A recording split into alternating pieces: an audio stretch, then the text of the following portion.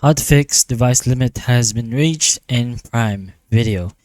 So, over here, there are some stuff you can do, or pretty much the step-by-step method on how to fix the device limit reach issue. So, over here, the first thing you're gonna have to do is to open Amazon Prime mobile app or the website. Log in with your registered credentials and the account that's having the issue. So with the username, ID, and password, then just go to the account section.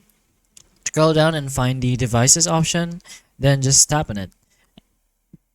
There, you can just select the Prime Video option where you'll see the list of devices where your Amazon Prime Video account is logged in. Identify the device that is not in use, and once found, select the deregister option.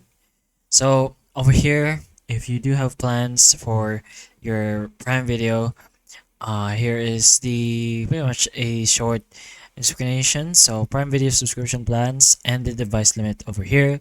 So mobile edition, it's one mobile device. Prime Lite, only one device, so either mobile or TV. And for Amazon Prime, it can go up to 5 devices. So depending on your plan, that's how much devices you can get.